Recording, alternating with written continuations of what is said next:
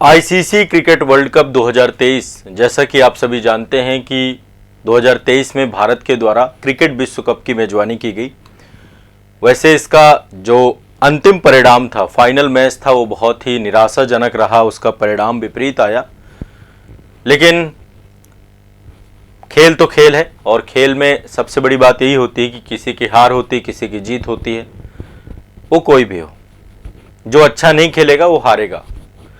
तो cricket world cup पे जैसा कि मैंने आपको बोला था कि मैं आप सभी को 2 से 3 सेशन लूंगा, जिसके माध्यम से मैं आपको क्रिकेट के से जुड़ी हुई जितनी भी महत्वपूर्ण चीजें हैं उनको डिस्कस करूंगा। और मेरा उद्देश्य यह है कि जिस तरीके से यूपीएससी या स्टेट पीसीएस सोचते हैं और क्वेश्चन बनाते हैं, खासकर मुख्य परीक्षा में, तो किस टाइप का प्रश्न बन सकता है। देखिए, एक क्वेश्चन तो ये बन सकता है कि भारत विश्व कप की मेजबानी जो कर रहा था उसका इंपॉर्टेंस क्या हो सकता है, क्या उसका महत्व हो सकता है। बहुत ही महत्वपूर्ण टॉपिक है और बहुत ही महत्वपूर्ण क्वेश्चन है। और सिर्फ बात यहां पर यह नहीं है कि विश्व कप की मेजबानी, ऐसी कोई भी अंतर्राष्ट्रीय प्रतिस्पर्धा, चाहे आने वाले समय पे हम ओलंपिक का देखिए कब सौभाग्य प्राप्त होता है भारत को कि हम ओलंपिक को भी लीड करेंगे। जैसे अभी हाल ही में G20 शिखर सम्मेलन को हमने लीड किया। तो कई सारे जो है इवेंट होते रहते हैं और बड़े स्तर के इवेंट होते हैं, अंतर्राष्ट्रीय स्तर के इवेंट होते हैं, जैसे कि विश्व कप, वर्ल्ड कप। आपको पता है वर्ल्ड कप को लेकर के सिर्फ भारत ही नहीं, भारत में तो वर्ल्ड कप अपने आप में एक रिलीजियस है, धर्म है। लोग जो है इसको धर्म की तरह देखते हैं, है ना। लोगों के लिए सिर्फ खेल नहीं है, लोग इतना एक्साइटमेंट होता है गली मोहल्ले हर जगह पे क्रिकेट को लेकर के, एक लोगों के अंदर बहुत भावात्मक तौर पे जुड़ाव है भारत में। ये स्थिति विश्व में भी बहुत सारे देश हैं। एक तो जितनी क्रिकेट टीमें हैं उनमें तो है ही ये, जिन जिन देशों में क्रिकेट टीम नहीं भी है वहां के नागरिक भी बहुत ज्यादा उत्साहित होते हैं। तो आज के सेशन में हम समझने का प्रयास करेंगे कि भारत में जो विश्व कप की मेजबानी हुई उसका क्या इंपॉर्टेंस है। और मैं आप सभी से अपेक्षा करूंगा कि आप सभी को मैं जो पॉइंट बताऊं उन पॉइंटों को लिखते जरूर जाइएगा, ताकि मुख्य परीक्षा में कोई भी क्वेश्चन बनता है और खासकर अंतरराष्ट्रीय इवेंट पे किसी भी प्रकार का, जैसे कॉमनवेल्थ, हमने तो सन 2010 की बात है, कॉमनवेल्थ गेम जब हमने हमारे देश में आयोजित हुए थे, तो ऐसी कोई भी अंतरराष्ट्रीय प्रतियोगिता होती है उस पर क्या इंपॉर्टेंस होता है किसी भी कंट्री के लिए, क्या उसका, तो मैं 5 से 6 पॉइंट डिस्कस करूंगा और इसी से आपको भी एक आइडिया लगने लग जाएगा, आप कनेक्ट करने लग जाओगे टॉपिक को। ठीक है, तो आप सभी को पता है वर्ल्ड कप जो है भारत में हुआ था, है ना। ये ट्रॉफी है, ऑस्ट्रेलिया ले गया इस ट्रॉफी को, हमारे प्रधानमंत्री जी के द्वारा दी गई ये ट्रॉफी अंततोगत। तो आईसीसी पुरुष क्रिकेट विश्व कप का इतिहास चालू होता है 1975 से। 1975 से क्रिकेट वर्ल्ड कप चालू होता है और हर वर्ष 4 वर्ष में जो है ये प्रतिष्ठित खिताब के लिए जो विश्व की बड़ी बड़ी टीमें हैं जो क्वालिफाई करती हैं इस प्रतियोगिता के लिए, वर्ल्ड कप के लिए, वो सभी संघर्ष करते हैं, है ना।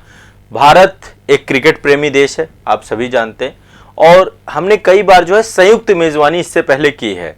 1987 में, 1996 में, 2011 में इस शानदार आयोजन की जो है हमने मेजबानी की, लेकिन संयुक्त तौर पे थी। पहली बार था 2023 जब हमने जो है पूरी तरीके से भारत ने ही इसकी मेजबानी की थी।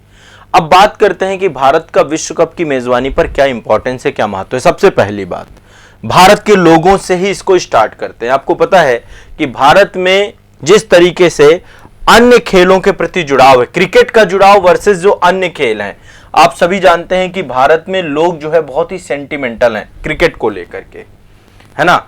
लोगों के अंदर कूट कूट करके क्रिकेट भरा हुआ है, एक धर्म बन चुका है, एक गेम नहीं है, धर्म। जितने भी खिलाड़ी हैं लोग उसको आइडियल मानते हैं अपने आप को, है ना। जब क्रिकेट होता है तो सड़कें खाली हो जाती हैं, गले मोहल्ले दुकानें सब बंद हो जाती हैं, जो थिएटर्स होते हैं उनमें भी अंतरराष्ट्रीय मैच चलते हैं।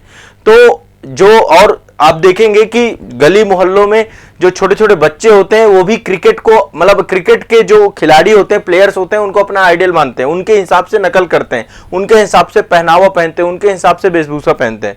मुझे याद है जब मैं 6 या 7th क्लास में था, उस समय महेंद्र सिंह धोनी जी का इतना शानदार क्रेज था, वो बड़े बड़े बाल हुआ करते थे, तो बहुत सारे जो हमारे क्लास के बच्चे हुआ करते थे वो सारे के सारे कुछ धोनी बन गए, बाल बड़े कर रहे हैं वह, या फिर बिग पहन करके खेल रहे हैं, मतलब उस टाइम की बात कर रहा हूं। तो वो एक थॉट प्रोसेस बन जाता है दिमाग में। तो आप सोचिए जब कभी इस तरीके की प्रतियोगिता भारत में होगी इतने बड़े तक की, तो देश के अंदर यह जुनून और बढ़ेगा। आज के टाइम पे एक राष्ट्रीय खेल भावना ये राष्ट्रीयता को भी जोड़ती है, मतलब एक तरीके से ये राष्ट्रवाद को जोड़ने में एक महत्वपूर्ण कारक के तौर पे है।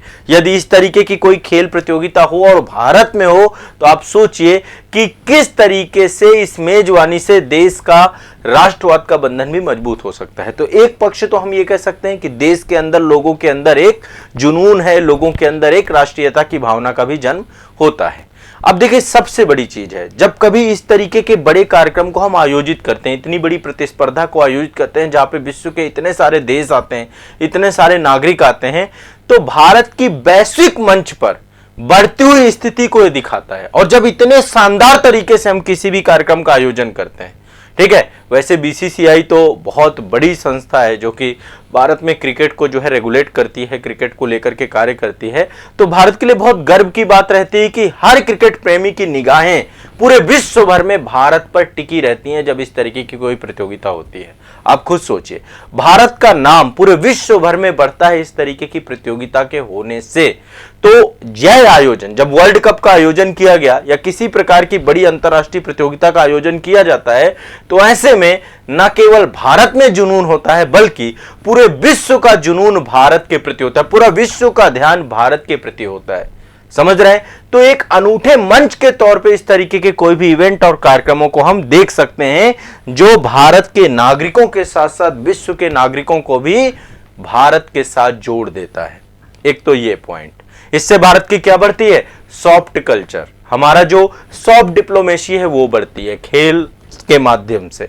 तो एक पॉइंट आप ये लिख सकते हैं कि ये भारत के साथ साथ विश्व के सभी नागरिकों को भारत से जोड़ देता है। भारत का सॉफ्ट कल्चर, सॉफ्ट डिप्लोमेसी, ये सारा का सारा बढ़ता है। ठीक है, इकोनॉमिक तौर पे भी बढ़ावा होगा, आर्थिक जुड़ाव भी होगा, इसका नहीं होगा क्या? आपको पता है इतने सारे खेल आयोजन में आपको पता है स्थानीय व्यवसाय कितने सारे बूस्ट हो जाएंगे। जिस शहर और सिटी में ये कार्यक्रम होगा वहां के होटल हो गए, वहां के रेस्टोरेंट हो गए, वहां के स्थानीय जितने भी आपके जो हैंडीक्राफ्ट कल्चर हो गए, वहां पे स्थानीय आकर्षक केंद्र हो गए, वहां के टूरिस्ट प्लेस हो गए, इन सब में उल्लेखनीय वृद्धि देखी जाती है। क्योंकि पहली बात तो विदेशी पर्यटक आते हैं और दूसरी बात देश के नागरिक भी उस जगह पे इकट्ठा होते हैं। तो आर्थिक रूप से क्या हो सकता है? खेल आयोजन से ऐतिहासिक रूप से स्थानीय व्यवसाय की वृद्धि हो जाती है। ठीक है, पर्यटन की वृद्धि हो जाती है, बड़े स्तर पे जो है आप टूरिज्म देख सकते हैं यहां पर। तो विश्व कप क्या करता है? सबसे बड़ी बात, इकोनॉमिक तौर पे बहुत इंपॉर्टेंस है। ठीक है, भारत के बाजार जीवंत हो उठते हैं, स्थानीय अर्थव्यवस्था को यह बूस्ट कर देता है। ठीक है, एक पॉइंट इसको अर्थव्यवस्था से भी जोड़ करके देख सकते हैं। कोई भी गेम हो, आप खुद सोचिए, तो एक ये आपका फॉरेक्स रिजर्व भी आता है, विदेशी मुद्रा का भी आगमन होता है यहाँ पे बड़े स्तर पे। अभी मैं देख रहा था, इस समय मैं दिल्ली और इंडिया गेट के परिसर में चल जाइए, कुतुब मीनार के परिसर में चल जाइए, इतना विदेशी घूम रहा है इस समय कि आप सोच नहीं सकते। वर्ल्ड कप के कारण चूंकि ये भारत में आए हुए हैं, तो ऐसे में इतनी बड़ी संख्या में ये भारत को टूर कर रहे हैं। और अच्छा, एक चीज सोचिए, कोई भी व्यक्ति ऑस्ट्रेलिया से भारत आएगा, कोई भी व्यक्ति इंग्लैंड से भारत आएगा, कोई भी व्यक्ति, तो जब इतनी दूर से ये भारत आते हैं तो आप खुद सोचिए कि फिर ये भारत के एक हिस्से को ही एक्सप्लोर नहीं करते, वर्ल्ड कप का एंजॉय करते हुए।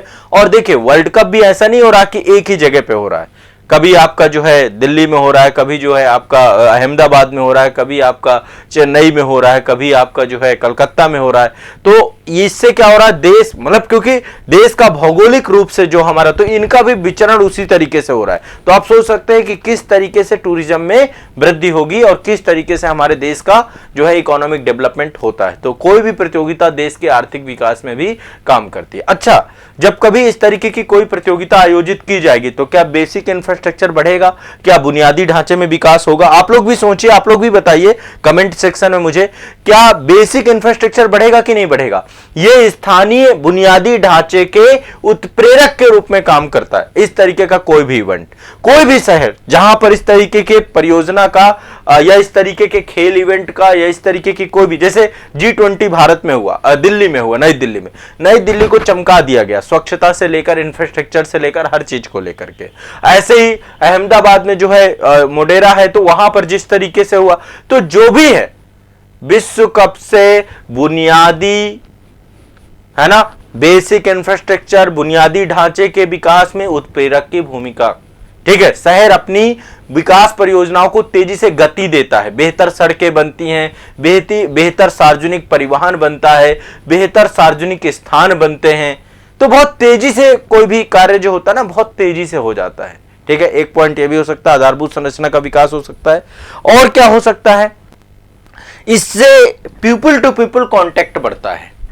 ठीक है, एक मतलब दूसरे देश का नागरिक भारत के नागरिक के और भारत की संस्कृति के संपर्क में आता है, तो इससे सांस्कृतिक आदान प्रदान होता है। कोई भी भारत आएगा, भारत को देखेगा, सुनेगा, समझेगा, तो भारत के कल्चर की, भारत की संस्कृति की दुनिया भर में जो है प्रशंसा होगी, भारत की रीति रिवाजों की, भारत की परंपराओं की, भारत की जो है एक उप महाद्वीप में जिस तरीके से लोग एकत्रित हो रहे हैं, एक मेले की तरह जो है ये पूरा का पूरा एक पर्व की तरह ये इवेंट को मनाया जाता है। वैश्विक संबंधों को मजबूत करता है। जितने देश के नागरिक आते हैं और वो भारत के इंपॉर्टेंस को समझते हैं, और सबसे बड़ी बात, जो भारत के नागरिक उनके देशों में रह रहे हैं, जो इंडियन डायस्पोरा है, उनके प्रति उनका भाव अच्छा हो जाता है। जैसे मान लीजिए ऑस्ट्रेलिया के नागरिक भारत आए, तो आप खुद सोचिए कि वहां पर ऑस्ट्रेलिया में इतने बड़े स्तर पे भारत के लोग रह रहे हैं, तो उनके प्रति एक सौहार्द की स्थिति बन जाती है।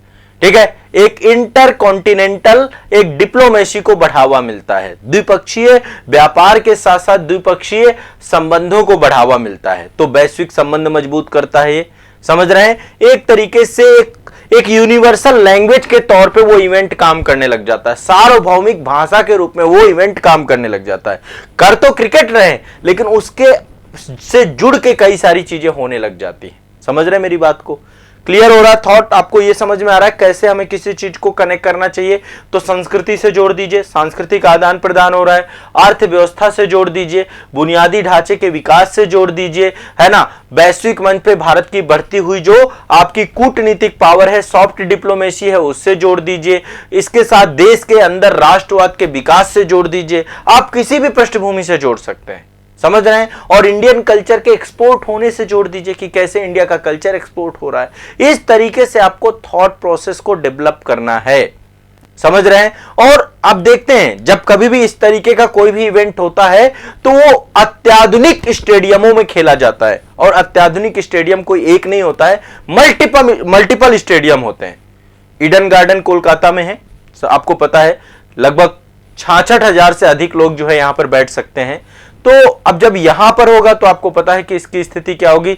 जो कलकत्ता का जितना भी कल्चर है, समझिए, वो सारा कल्चर, वहां का टूरिज्म क्या हो जाएगा, बूस्ट हो जाएगा। दुर्गा पूजा, है ना, ये सब चीजें जो है ऐड कर दीजिए आप, मतलब वहां की जितनी भी डिप्लोमेसी है, कल्चर है, टूरिज्म है, सब कुछ बूस्ट हो जाएगा। मोटेरा स्टेडियम, जिसको हम नरेंद्र मोदी स्टेडियम भी कहते हैं, अहमदाबाद में है। आपको पता है मोटेरा को यूनेस्को के द्वारा विश्व धरोहर स्थल भी घोषित किया गया है, आपको पता होगा। ठीक है, साबरमती आश्रम भी है अहमदाबाद में, बहुत सारी चीजें हैं। और इसको मैनचेस्टर ऑफ इंडिया भी कहा जाता है। यहाँ पे पूरा कपड़ा विरासत, जो सिल्क इंडस्ट्री है, यहाँ पे डेवलप है। स्वादिष्ट गुजराती व्यंजन जो है उसका एक एक्सपोर्ट होना, सोचिए कितना इंपॉर्टेंस है इसका। तो मोटेरा स्टेडियम में आपका वर्ल्ड कप भी हुआ, और पाकिस्तान और भारत के बीच में भी जो है क्रिकेट मैच हुआ था, है ना, आप देखिए उसमें। और कैपेसिटी कितनी बड़ी है इसकी, लगभग इसमें 1.5 लाख के आसपास लोग बैठ सकते हैं, इतनी कैपेसिटी है इस पूरे स्टेडियम की। वानखेड़े स्टेडियम मुंबई में है आपका, आपको पता है, लगभग 33,000 की जो है इसकी क्षमता है। और इसमें पूरा का पूरा जो है आपका मुंबई का जो इतिहास है, गेटवे ऑफ इंडिया है, बहुत सारी चीजें हैं, सब ऐड हो जाती हैं। एक है एम चिन्ना स्वामी स्टेडियम, बेंगलुरु में है आपका, इसकी क्षमता अलग है। तो ऐसे करके बहुत सारे हैं। बेंगलुरु की सिलिकॉन वैली, वहां का कल्चर, वहां का व्यापार, वहां की इंडस्ट्री, वहां का पर्यटन, वहां की टेक्नोलॉजी, इन सब का लोग आनंद भी लेते हैं और इन सब का गुणगान भी होता है। तो इस हिसाब से आप देखें तो ये सिर्फ स्टेडियम नहीं है, ये एक अपने आप में कंप्लीट इंस्टीट्यूशन है, जो क्रिकेट के माध्यम से भारत को कहां भेज रहे हैं, पूरे विश्व में भेज रहे हैं, पूरे विश्व को पहुंच रहे हैं, वहां की संस्कृति को पूरे विश्व में। तो एक स्टेडियम वहां के कल्चर को, वहां की परंपराओं को, वहां के भोजन को, वहां के जो है हैंडीक्राफ्ट को, सबको एक्सपोर्ट करता है। कहीं पे एक स्टेडियम बन जाना बहुत महत्व की बात होती है, समझ रहे हैं बात को, है ना। तो इस तरीके से आप इसको एड ऑन करिए, इस तरीके से वर्ल्ड कप को देखिए। जब आप इस तरीके से वर्ल्ड कप को देखेंगे तो आपको फायदा होगा, ठीक है, समझ रहे हैं बात को। इस तरीके से आपको कार्य करना है।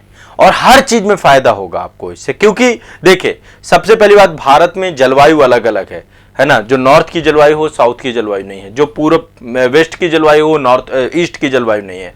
तो ऐसे में आपको पता होगा कि एक तरीके से जो है ये जो आपका चेंज है, ये जो आपकी पेचीदगियां हैं, जलवायु पेचीदगियां हैं या किसी तरीके की कोई भी इशू है, तो इन सभी परिस्थितियों में क्रिकेट मैच को खेलना ये भी अपने आप में एक बहुत चैलेंजिंग बना देता है। इस देश में इतना आसान नहीं है। जब क्रिकेट मैच का आयोजन भारत में होता है तो बड़ा कठिन होता है। इंग्लैंड में होगा, है कितना, इंग्लैंड छोटा सा देश है।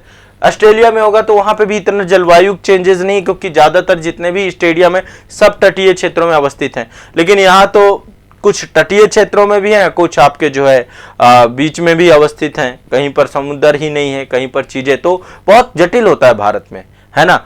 और ट्रांसपोर्टेशन में बहुत ह्यूज लेवल का जो है चेंज देखने को मिलता है, चाहे वो रेलवे का हो चाहे हमारा पब्लिक ट्रांसपोर्टेशन हो। बहुत सारी रेल मंत्रालय के द्वारा नई सारी विश्व कप के दौरान ट्रेनें भी चालू की जाती हैं। रेल यात्रा में भी बूस्ट मिल जाता है, लोग इधर उधर जाने लग जाते हैं। हवाई यात्रा में बहुत तेजी से गति मिलती है, तो आपकी रेल यात्रा बढ़ जाएगी, हवाई यात्रा बढ़ जाएगी, अंतरराष्ट्रीय व्यापार बढ़ जाएगा, अंतरराज्यीय पर्यटन बढ़ जाएगा। समझिए ये सब चीजें आपकी इससे जुड़ जाती है ना। जितने पॉइंट बताएं इनको करिएगा और इनको आंसर राइटिंग में लिखने का प्रयास करिएगा। जब आप आंसर राइटिंग में लिखेंगे तो शायद आप समझ पाएंगे। अभी देखिए ये क्रिकेट वर्ल्ड कप से तो मैंने एक आपको प्रोस्पेक्टिव बताया है कि क्या दृष्टिकोण बन सकता है, और एग्जामिनर आपको 100% आपको भी लग रहा होगा कि इस तरीके के प्रश्न पूछते हैं। यूपीएससी का यही लेवल है, वो सीधा सीधा आपसे ये नहीं पूछेगा कि अच्छा फाइनल किसके किसके बीच में खेला गया। ये तो मान लीजिए एक तथ्यात्मक प्रश्न है, प्रीलिम्स में ज्यादा से ज्यादा पीसीएस पूछ सकता है, यूपीएससी वो भी नहीं पूछेगा।